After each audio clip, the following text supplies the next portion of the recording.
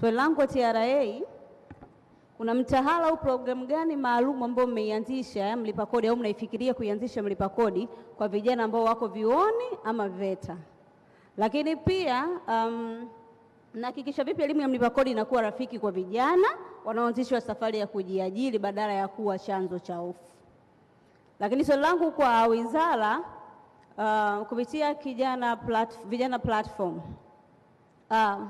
mmejipangaje ama wizara imefikiria kufanya nini kwa vijana, hususan kwa wale ambao wako chini? Tumeambiwa kwamba Mheshimiwa Waziri wa maendeleo ya vijana amezungumza kwamba ili jukwaa halitakuwa tu la kitaifa, bali litakuwa jukwaa la kimkoa ambalo litashuka chini, kama vile ambavyo aliwaamuru maafisa vijana kutoka mikoani kwamba wanatakiwa kushuka chini, kwa sababu ni jukwaa ambalo linahusu vijana kuanzia miaka 15 mpaka 35. Lakini je, kuna vigezo gani ambavyo mmeviweka kwa vijana kuchaguliwa kushiriki kuwa sehemu ya jukwaa hili pasipokuwa na mapendeleo? Na kingine, nitoe maoni kwa wizara. Maoni yangu yanakuja kwamba la mwisho hilo.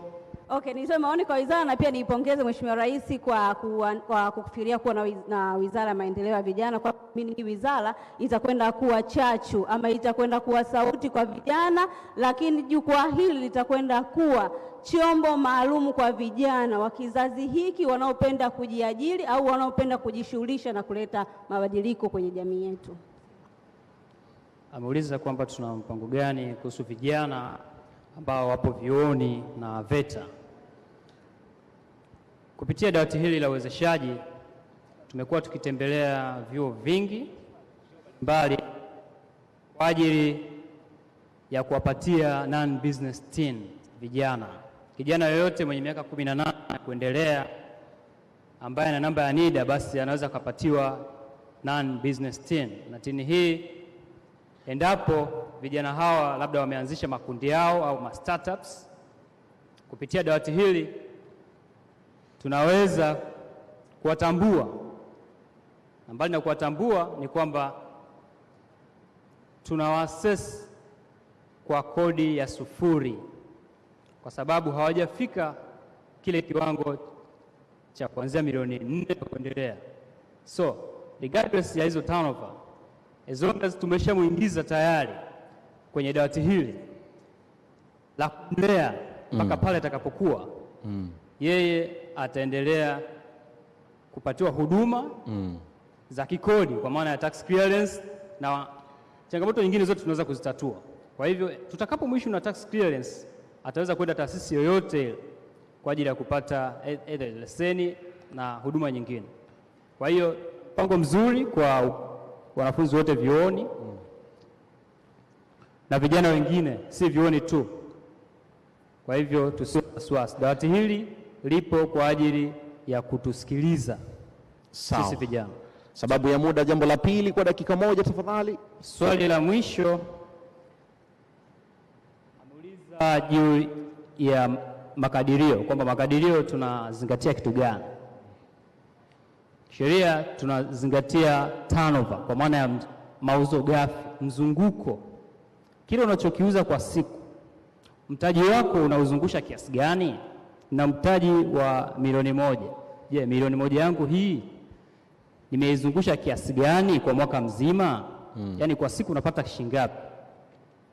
Kama haifiki milioni 4 kwa mwaka, chukua hesabu ndogo tu, 20,000 mara 365. Kama haifiki milioni 4, basi wewe hakuna kodi yote unalipa. Ipo kisheria kabisa. Sawa sawa. Tunawezaje kufanya hivi? Kupitia taarifa zako ama kumbukumbu zako ambazo unazo, daftari lako la mauzo na keep records. Kama unatuza kumbukumbu zako, basi kupitia hizo records zako sisi TRA tunaweza kuassess kodi hiyo. Na kwa wale wanaotoa risiti, mauzo yale yana reflect kwenye mifumo yetu, tunaona. Kwa hiyo ule mzunguko ambao tunauona kule ndipo tutakapochaji ile kodi yako. The same applies kwa wafanyabiashara wa kati. Kwa hiyo wadogo na wakati wote wana fall hapo. Kwa makampuni kodi inachajiwa kwenye profit.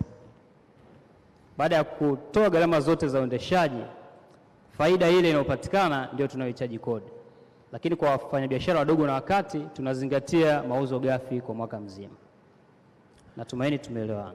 Asante sana. Makofi matatu. Nitaacha mawasiliano yangu kwa ambaye atahitaji zaidi basi tutaweza kuwasiliana. Namba yangu ni 0747 97 0950. Majina yangu ni Aniset Ndailagije.